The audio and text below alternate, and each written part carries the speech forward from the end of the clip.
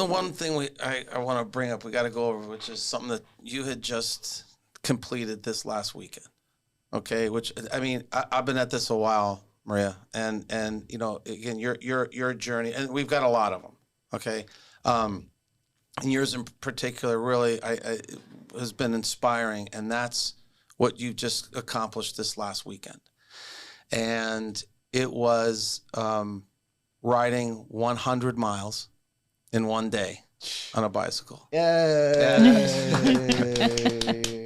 And it was, it's like once we finished the weight loss challenge, then we moved on to the Cool Breeze Century, which was that ride. And just describe this Cool Breeze Century, Mr. Pete. So what it is, they have them all around the country. They have a lot of them in Southern California in particular. Basically what it is for cyclists, people that ride bicycles. They have these well-organized events where, and it's not just 100 miles, but they call them century rides for 100. But they've got, it's not a race, though a lot of people, go race, they treat it like one. But anyways, what it is a well-organized cycling event where people come up on a designated and mapped out course where they have rest stops periodically, maybe 20 miles, 25 miles, but they have different distances of 30 miles, 60 miles, 100 miles. So as I wanted to, we finished one challenge, I wanted to start up another one, like you're doing, DECA and the Spartans and all that stuff. So I figured, you know what? I've always talked about bringing the road to the spin room. Let's reverse that and bring the spin room out to the road. And so I brought it out and introduced the event, and right away Maria she wasn't interested in 30, wasn't interested in 60. It was like, she was all in. She was all in for the 100. And so we had another group we started again, following the same formula, a chat group with people that wanted to do this ride. And so again, we started training, and every Sunday we'd meet at 5 a.m. We'd be pedaling by 5:30. Man. And we didn't have a whole lot of time this time, so I threw some ugly miles into their legs for that. But what was some of your experience with the training, getting ready for this, Maria? The training, it got to the point where I didn't want to see another hill.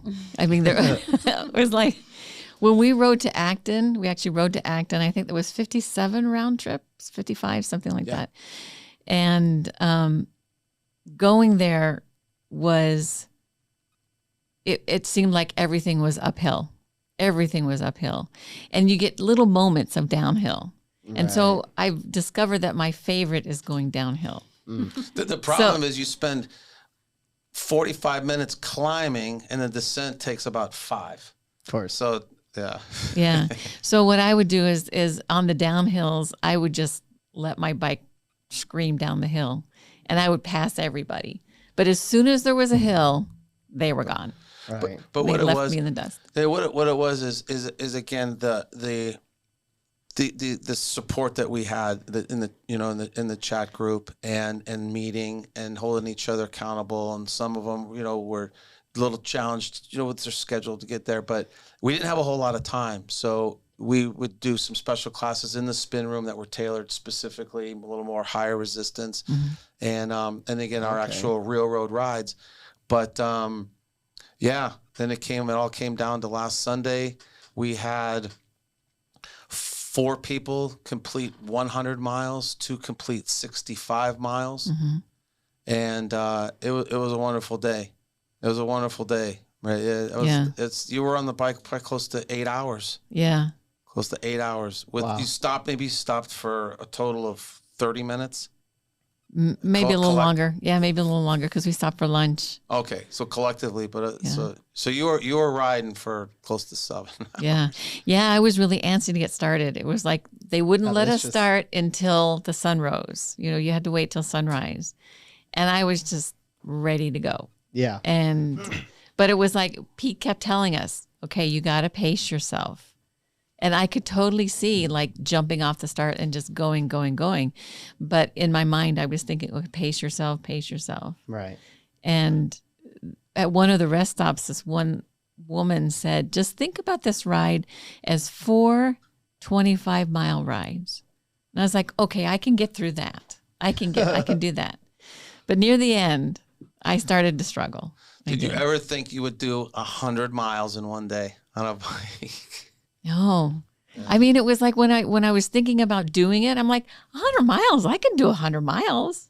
I'm going to do 100 miles. No problem. And then when it came down to it, I'm like, oh, this is 100 miles. Out on the road. We're on the road.